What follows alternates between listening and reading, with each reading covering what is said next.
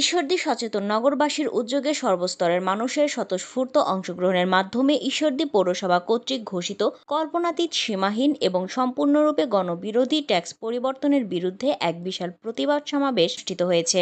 ঈশ্বরদী থেকে মেহেদী হাসান জানান, শনিবার সকালে ঈশ্বরদী বাজারের ১ নম্বর গেটে এ মানববন্ধন করে তারা।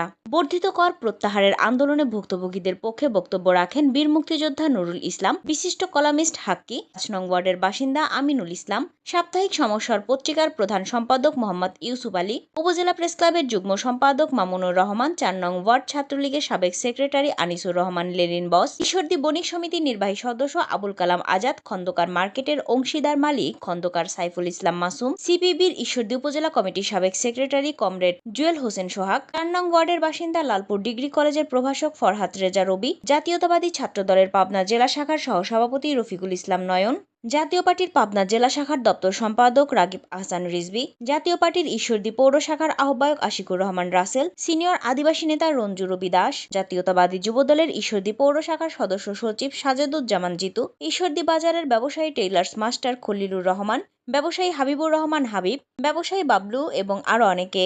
নাগরিক আন্দোলনের সংহতি জানিয়ে বক্তব্য রাখেন জাতীয় গণতান্ত্রিক ফ্রন্টের পাবনা জেলা শাখার আহ্বায়ক এম রেজাউল ইসলাম মহিদুল, হোটেল রেস্টুরেন্ট মিষ্টি বেকারি শ্রমিক ইউনিয়ন নেতা আলম সাধু, জাতীয় ছাত্রদলের কেন্দ্রীয় কমিটির সদস্য ও পাবনা জেলা শাখার আহ্বায়ক সাকিবুল ইসলাম সজল, রাষ্ট্র সংস্কার আন্দোলনের ঈশ্বরদী উপজেলা শাখার সমন্বয়ক সাজ্জাদ হোসেন সুজাত, পল্লীবন্ধু এরশাদ আদর্শ অনুসারী পরিষদের যুগ্ম আহ্বায়ক রেজাউল করিম দুখু ও অন্যান্যরা। সচেতন নগরবাসীর পক্ষ থেকে সদস্য সচিব সুলতান মাহমুদ খান বিদ্যুৎ বলেন, নতুন করে সরজমিনে পৌরসভার পক্ষ থেকে অ্যাসেসমেন্ট টিম নিয়োগ করে নতুন করে অংশীজনের সাথে আলোচনা করে কর নির্ধারণ করতে হবে। তা না হলে কেউ কর প্রদান করব না যতক্ষণ না দাবি আদায় হয়। সংগঠনের আহ্বায়ক আফামা রাজিবুল আলম ইভান আগামী ৭ দিনের মধ্যে পৌর মেয়রকে বর্ধিত কর বাতিল করতে আহ্বান জানিয়ে বলেন, দাবি আদায় না হলে প্রতিটি ওয়ার্ডে আন্দোলন কমিটি গঠন করে গণস্বাক্ষর নিয়ে আন্দোলন বেগবান করা হবে। প্রয়োজনে আরো কঠিন কর্মসূচির মাধ্যমে মেয়রকে ভুতুড়ে কর বাতিল করতে বাধ্য করা হবে।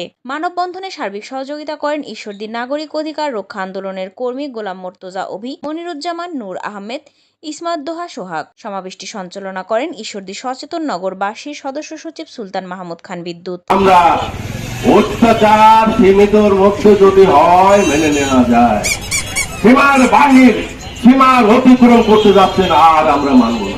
আমরা সাংবাদিককে টাকা দিয়েছি, ম্যানেজ করেছি, আন্দোলন চলবে না।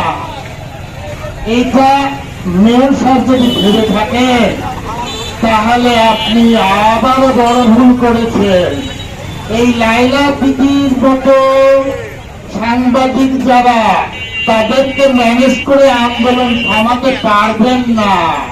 মনে রাখবেন, জনগণ যেখানে শক্তি সেখানে আপনার কোন রকম কর বৃদ্ধি পাবে না।